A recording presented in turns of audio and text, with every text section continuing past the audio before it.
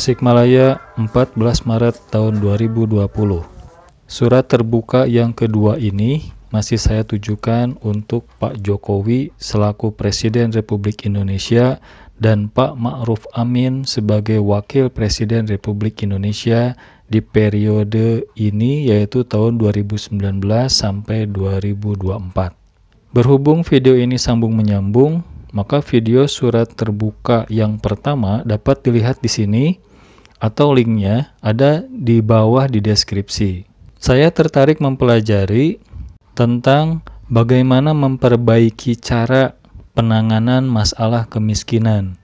Jadi caranya yang ingin saya perbaiki. Dan sekarang saya tengah berusaha merealisasikan sebuah konsep dan detail konsepnya dapat dilihat di blog saya, yaitu abahcaca.com.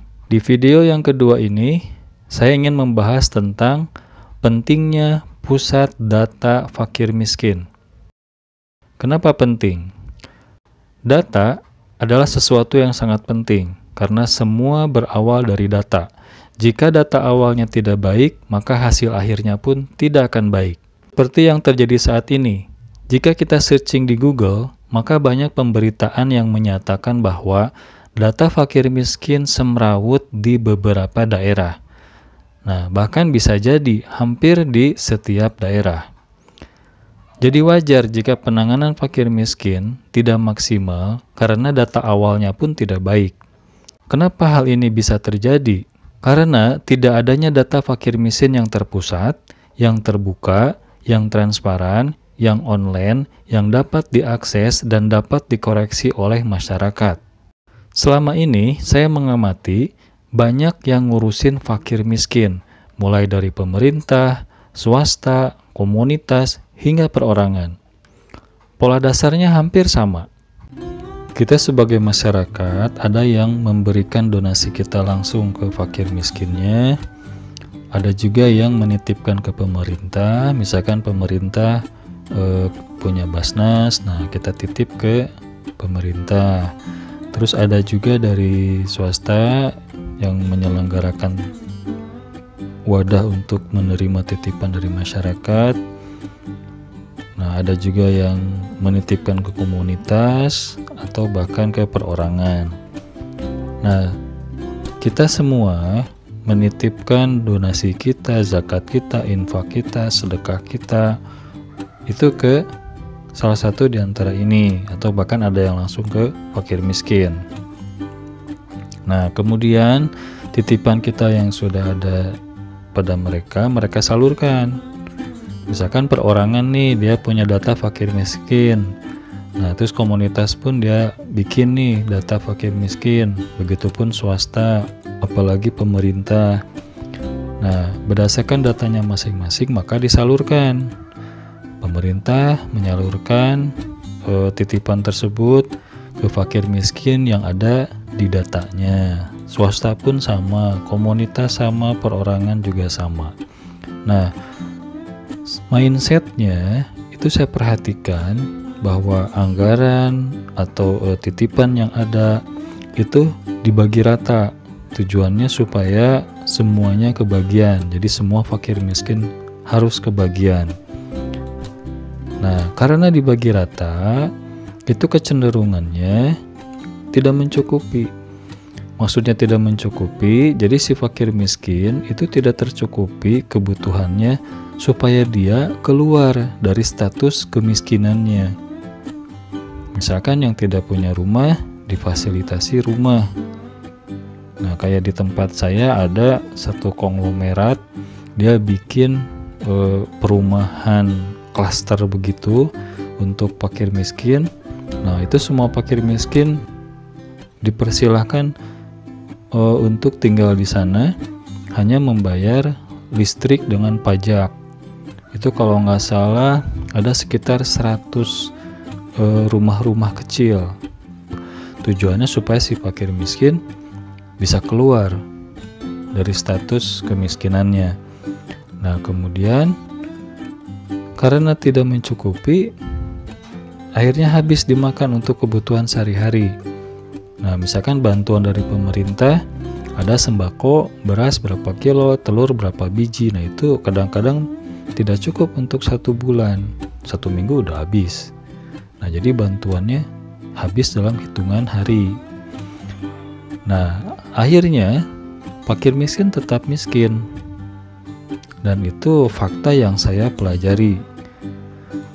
Nah tapi karena masyarakat tidak mempunyai pilihan lain, ya akhirnya masyarakat menitipkan kembali niat baiknya untuk membantu fakir miskin, atau ada juga yang langsung ke fakir miskin. Jadi 4 pola ini saya perhatikan yang berjalan di masyarakat sekarang. Kemudian disalurkan lagi, sama juga hasilnya seperti itu, dibagi rata, tidak mencukupi, habis dimakan untuk harian, tetap miskin. Nah karena tidak ada pilihan lain terus seperti itu.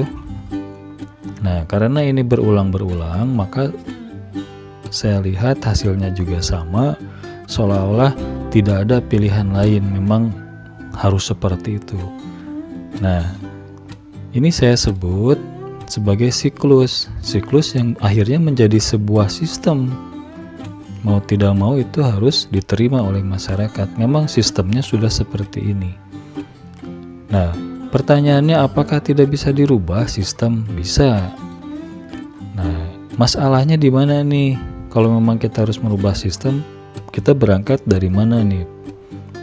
Ternyata setelah saya perhatikan, masalahnya itu ada di data fakir miskin. Nah ini data fakir miskin yang dimiliki masing-masing, standarnya pun berbeda, maka hasil output penanganannya pun berbeda, padahal fakir miskinnya itu juga. Dan ini terkesan kalau masing-masing seperti ini tidak ada koordinasi secara penuh. Nah ini yang saya sebut awal masalah. Jadi kalau misalkan ingin membenahi sistemnya, kita mulai dari pembenahan data fakir miskin. Baik, kita lihat polanya sekarang. Misalkan kita rubah dengan pola yang saya usulkan. Jadi masyarakat masih tetap menyalurkannya, ini tidak ada masalah. Nah hanya saja setelah masyarakat menitipkan niat baiknya untuk fakir miskin, nah penyalurannya itu berdasarkan data yang sama.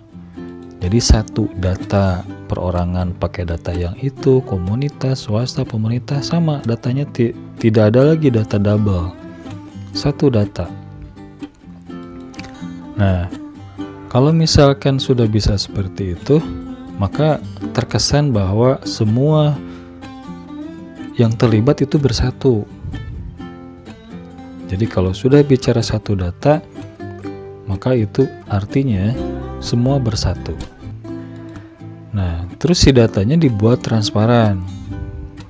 Kenapa dibuat transparan? Untuk memperlihatkan bahwa semuanya berjalan dengan baik.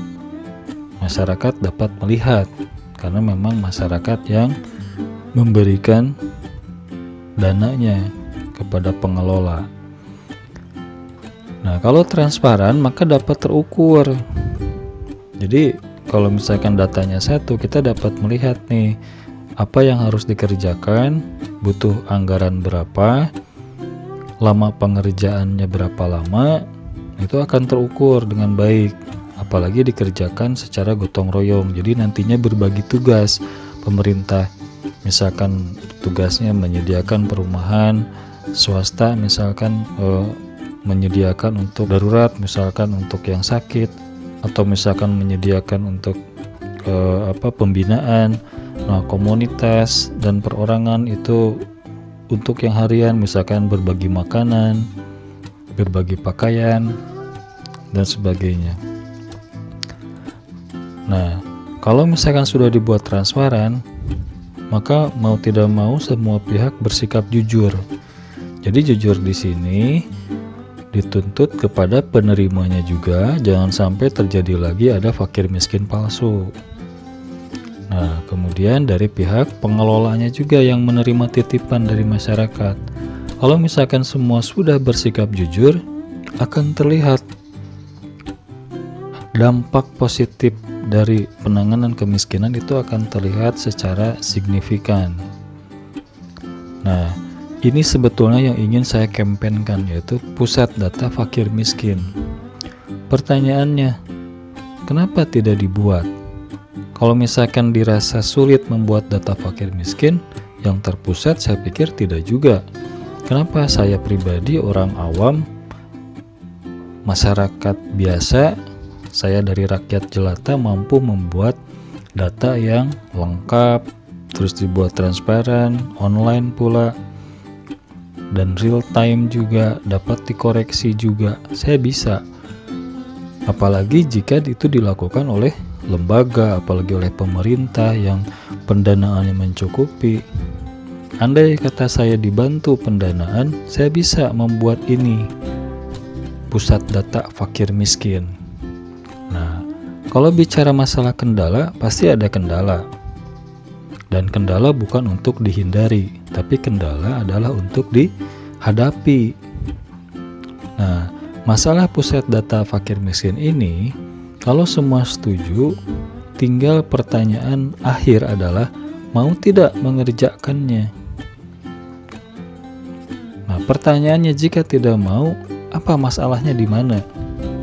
Misalkan nih, bicara mengenai regulasi tentang informasi terbuka misalkan, itu kan pemerintah bisa mempermudah.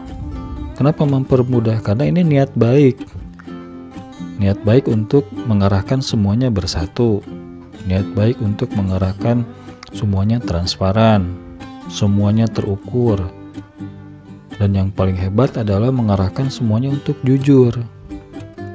Nah, jika ini misalkan tidak mau dilakukan, berarti ada masalah, bukan di teknisnya, tapi di pengambil keputusannya. Saya pikir seperti itu. Surat terbuka saya kayaknya masih panjang, Pak. Kemungkinan kita sambung di surat berikutnya, kita sambung di video berikutnya. Terima kasih atas perhatian bapak-bapak semua. Saya tunggu dukungannya dan semoga semuanya sehat selalu. Salam hormat dari saya, Abah Caca.